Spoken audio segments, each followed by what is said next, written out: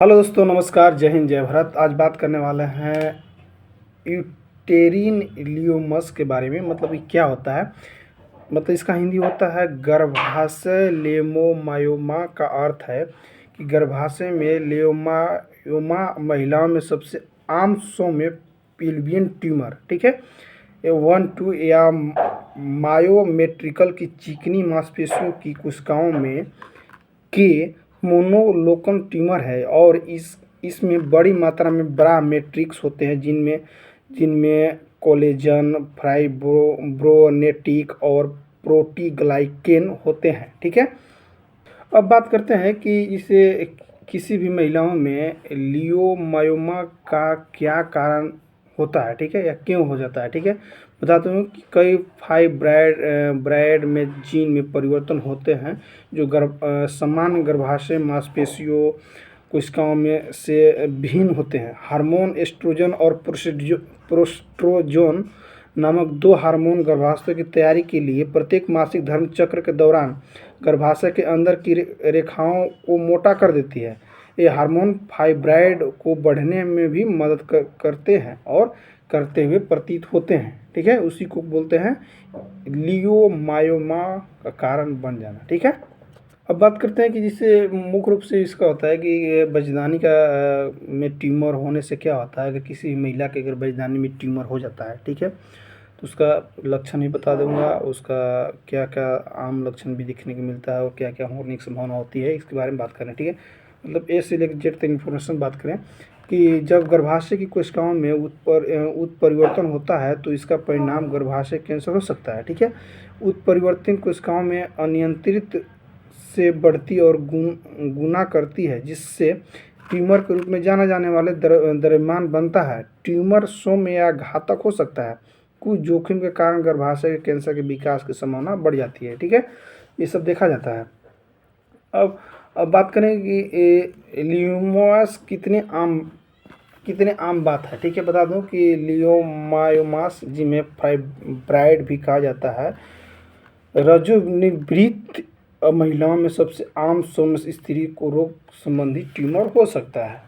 बात करें कि जैसे कि अगर जैसे मान लीजिए हमको बजदानी में सूजन हो गया, ट्यूमर हो गया, तो उसका लक्षण क्या दिखेगा जब अल्ट्रासाउंड कराएंगे। तो बता दूं कि अल्ट्रासाउंड पर फाइब्राइड कैसा दिखता है। बता दूं कि गर्भाशय फाइब्राइड अक्सर अल्ट्रासोनोग्राम पर केंद्रित ठोस हाइपोकोइल द्रव्यमान के रूप में दिखाई देते हैं। यही अगर ये दिखा तो समझिए कि हमको ये बीमारी है, ठीक है। यह उपस्थिति प्रचलित मांसपेशियों के परिणामस्वरूप होती है जिसमें हिस्टोलॉजिकल परीक्षा में देखा जाता है। यह ठोस दरमियान ध्वनि तरंगों को अवशोषित करते हैं और इसीलिए अलग अलग मात्रा में ध्वनि छाया का कारण बनाते हैं।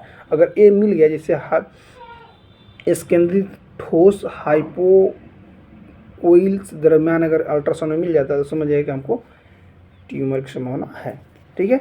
अब बात करें कि क्या गर्भाशय का ट्यूमर खतरनाक हो सकता है, ठीक है।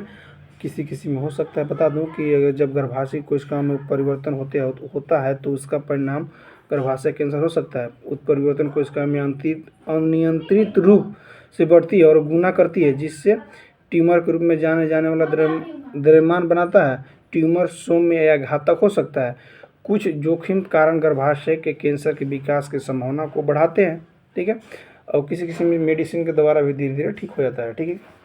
अब बात करें कि जैसे गर्भाशय में मान लीजिए ट्यूमर हो जाता है, क्यों हो जाता है, उसका रीज़न बता दूं कि इसका मुख्य कारण है समय पर बीमारी का पता न चलना। पहला कारण गर्भाशय की अंदरूनी परत को एंडोमेट्रियम कहते हैं। इसी एंडोमेट्रियम की कोशिकाएं जब समान रूप से बढ़ने लगती है तो ये एंडोमेट्रियल कैंसर का कारण बनती है। एंडोमेट्रियल कैंसर खतरनाक है क्योंकि इसके कारण महिलाओं में मां बनने की क्षमता हमेशा के लिए खत्म कर सकती है, ठीक है। बहुत ही खतरनाक हो जाती है। अब बात करें कि जिसे बच्चेदानी में अगर ट्यूमर हो गया तो उसका इलाज है कि नहीं, हो सकता है।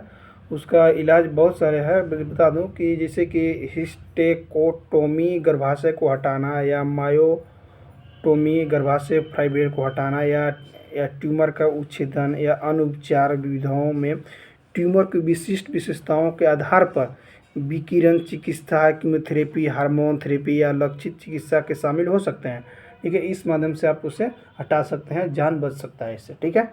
एक बात और बता दूँ, सूचित कर दूँ कि जो महिलाओं में अगर फाइब्रेड खतरनाक हो सकता है कि नहीं, सभी महिलाओं में ये खतरनाक चीज़ नहीं हो सकती हैं। ठीक, बता दूँ कि लगभग सभी फाइब्रेड हानि रहित होते हैं, कैंसर नहीं होते हैं। हानि रहित होते हैं लेकिन ये कैंसर नहीं होते, ये मेडिसिन के द्वारा में ठीक हो जाता है।